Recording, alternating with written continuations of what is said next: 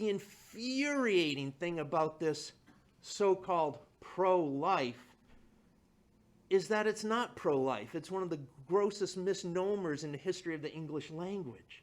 All it is about pro-forced birth.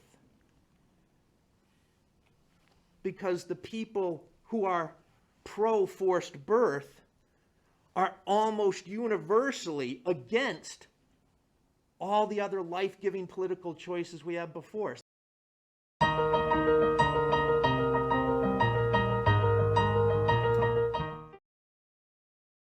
As we just heard, were reminded once again, that leaked draft from the Supreme Court this week has most of us, if not all of us, angry, frustrated, disappointed, enraged, ticked off, despairing, crying, shouting, and sometimes all of that at once.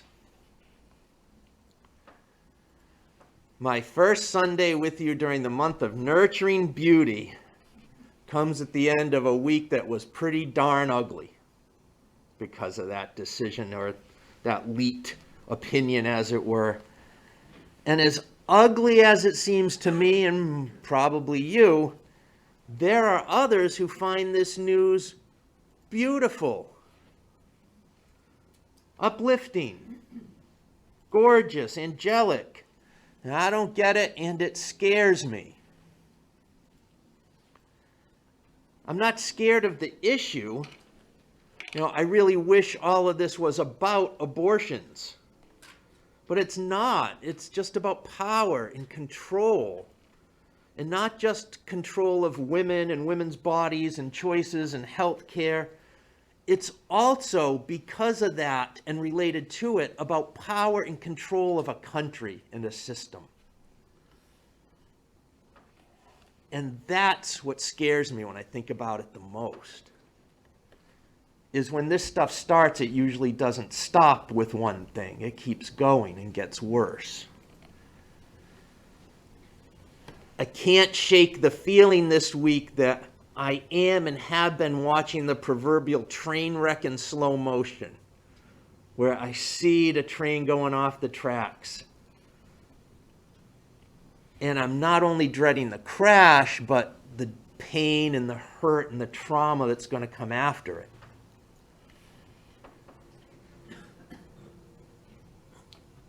I don't know why people can't wrap their heads around something like giving people control over their own bodies. It just seems like such a no-brainer to me. I'm stymied.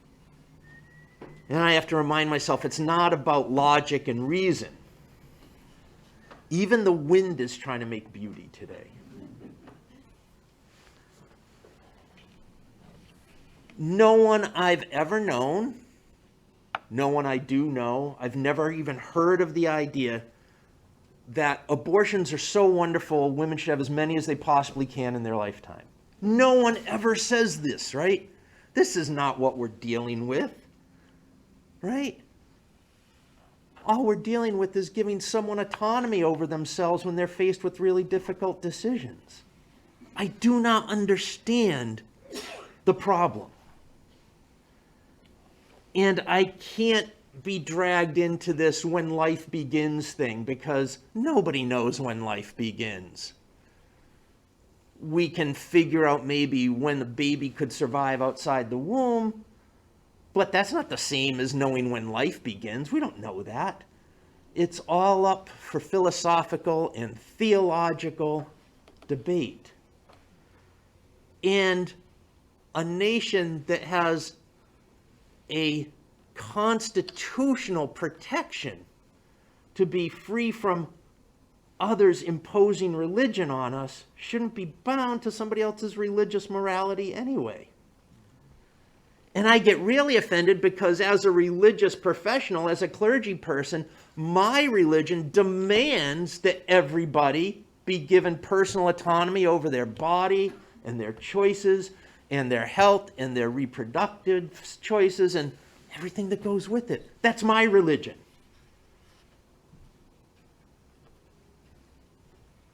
I don't buy the religious morality thing. We just heard the statement from our president, Susan Frederick-Gray, about what our religious stance is on this. And the infuriating thing about this so-called pro-life is that it's not pro-life. It's one of the grossest misnomers in the history of the English language. All it is about pro-forced birth. Because the people who are pro-forced birth are almost universally against all the other life-giving political choices we have before us. They're against universal single-payer health care. They're against parental leave laws for new parents. They're against the state helping people find and afford affordable child care. They're against a living wage, never mind an increased minimum wage. They're against research-based, science-based sex and relationship education for people of all ages through adulthood. They're against protecting the rights and lives of queer children. They're against holding men accountable for harassment, assault, abuse, and rape. They're against the use of basic public health precautions to save lives. They're against easy ballot access for everyone, so we have a democratic majority actually in control of our system. And the kicker for me is they're usually always for capital punishment, like they're going fishing. Oh, this one's too small, we gotta throw it back, we'll kill it later. I don't get it. I am just so overwhelmed by the illogic of it all that it's ugly. And it just seems to be about being mean and cruel. The exact opposite of what government should do for people. Care for people, be compassionate to people, help people. That's what our government and our laws should do. I don't understand how anyone can be so mean as to force someone to have a child if they don't want to. Especially in traumatic circumstances where someone might be too young or the victim of assault, abuse, and rape. Or for whatever reason. I had a great friend who had cancer and knew if she got pregnant again, and she did, that her likelihood of the cancer returning and killing her was going to skyrocket. Who's okay with giving other people these horrible choices they have to make? I don't get it. It just seems so ugly to me. So mean. So cruel. What kind of people want other people to go through that? And the only thing I can come up with is they don't think other people who would make decisions opposite of theirs are really human like them. Because you've got to dehumanize someone to not care about how they feel or what they're going through. It's as if life has zero complexity at all for these people who are pro-life. Do as we say, and everything's fine. There's nothing to discuss. We got it all worked out. And never in history has this been any good for any individual or any society. Just do what the authorities say. Oh. So, again, I felt it's been a fairly ugly week.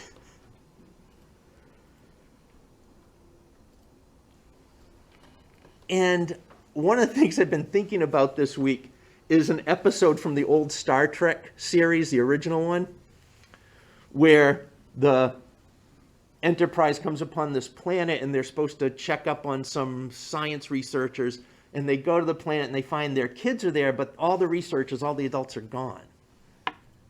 And so they take the children up on the ship and they're going to drop them off at a base somewhere, and they still can't figure out what happened to the researchers. And then the children on the ship start behaving oddly and start controlling the ship. And they come to find out that there's an alien presence on the planet that was responsible for killing all the adults, and now is responsible for kind of controlling the behavior of the children, because it's an entity that lives off negative emotion, hate and fear and suspicion. And so eventually they figure some of this out, and the children keep saying that there's this friendly angel who tells them what to do. And the alien appears to the children as this blonde-haired, beautiful, white-robed angel-like figure. And when finally the alien is exposed and they get the children to not listen to it anymore, not having that food, not being fed all that negative emotion and fear and control, it can't maintain its illusion. It turns back into its natural self, which is this lump of like flack and burning coal and char, and it's just ugly. And, Captain Kirk that he is, tells the children, look at it, see it as it truly is, and don't be afraid. Boy, that's what I felt like this week. I'm looking at these pro-forced birth people. Look at them as they truly are, but don't be afraid. Do not be afraid. Do not be afraid. I've been thinking about theologically where we get the term Satan. And theologically, historically, it's a word that means enemy. Not an enemy of a mythical, evil, incarnated being, but enemy. And boy, I'm feeling like I got enemies this week. Real enemies who want to appear angelic, but are really pretty ugly underneath. Enemies that will lie, cheat, and steal and do anything to have their way and have power. What am I going to do with these folks? They wrap themselves in angelic righteousness, but their true nature is mean and uncaring and sinister and controlling. All they want is their power and their way. All this ugliness as we try to dive into the theme of nurturing beauty.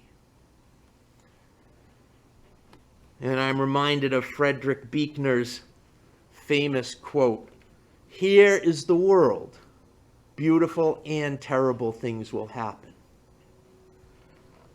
Don't be afraid." Don't be afraid.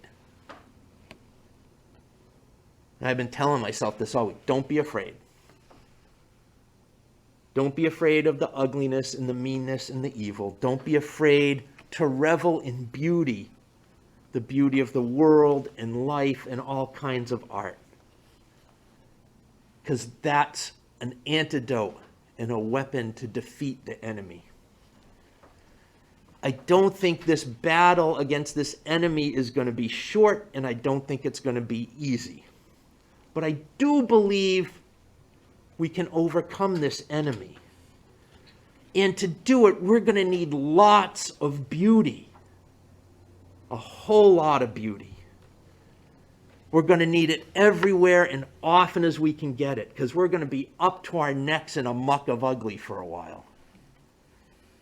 But we can't be afraid, and we can't let ourselves get stuck there, right? We're going to need some good soap and some good art, because we're going to have to keep going and not let it get us down as we try to correct what's going on here. We have to remember our ability to create and use beauty.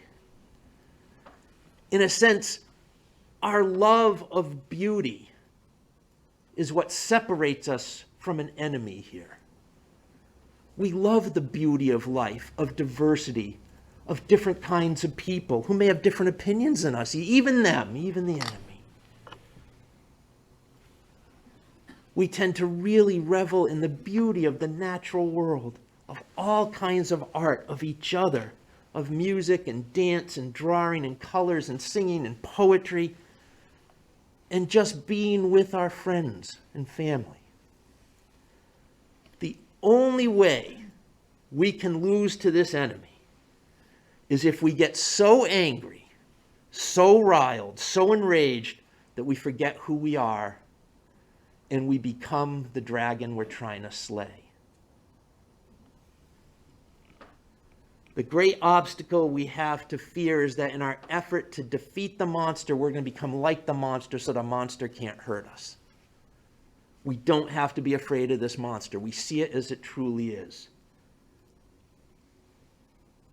And don't be afraid of letting the monster break you once in a while. It means you can still feel and love and care. And so you might break once in a while. And you'll fall apart and you'll put yourself back together. And you'll breathe and you'll regroup. And you go experience some beauty. And you go make some art. And you go hang out with your friends. And you come back again. Don't let the enemies of the world get to you so that you hate them the way they hate others. It's too easy a trap to fall into. We have to guard ourselves against doing this, and we need to help each other avoid it. Because becoming like the enemy here is the only way we can ever lose in the end. That arc of the moral universe will get to the justice and the rightness. But we can't fight back against the hate with hate. Only love can fight back. We can't fight against the ugliness with more ugliness. Only beauty can overcome it. Our anger can be a constructive energy, but we must never let it also become a destructive energy. Let our anger inspire us, but we can't let it expire us. Because sitting too long in the anger without the beauty is going to turn us dark and lumpy like burning flax. Hate can't overcome hate, and ugliness can't overcome ugliness. Only love, only beauty. So love extravagantly right now. Get into a habit, if you're not already in it, of telling your friends you love them when you see them. I don't care how corny you think it sounds. Nurture the beauty. Be kinder than you think you can possibly be to other people. Be as compassionate as you can muster every day. Be as accepting. Give more thanks. Be more grateful. Take even better care of yourself. You can't do this fight all by yourself. We're going to have to take turns. If you need to take a break, you go take a break. Tap out. Somebody else will jump in. We'll rotate. Revel in all the beauty you can find, even if it's looking out your window at the sunrise. Revel in the beauty that is you.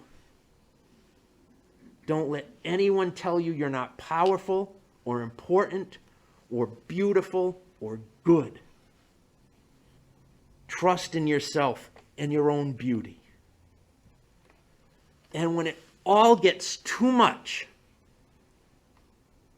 what are you going to do? Make good art. Throw even more beauty into the world. Even if it's just in front of you on the table just for a moment, or just singing out loud in your car. Throw the beauty at it over and over. The thing is, the enemies here can't stand beauty.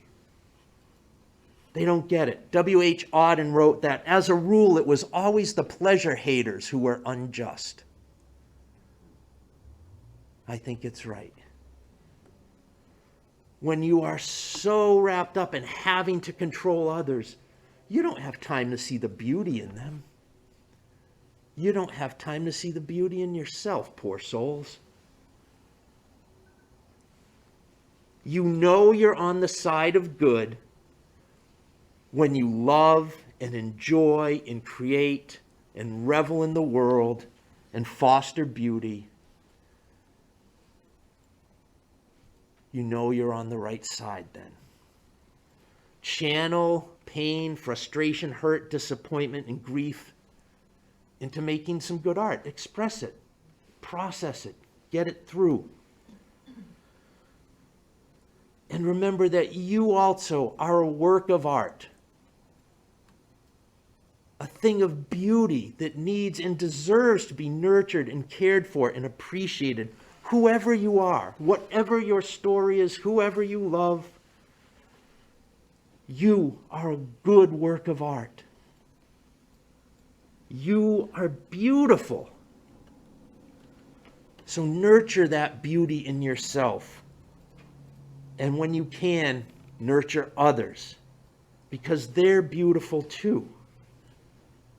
And together, reveling in beauty, we will get that arc of the universe to the place that it's good and right and kind and loving and beautiful. Thanks a lot for watching this video. It would help me out a great deal if you liked the video to give it a big thumbs up, subscribe to the channel, share this video with others, maybe ring that notification bell so you can be informed when we put out other videos like this. Thanks a lot again for watching. Until next time, go in peace.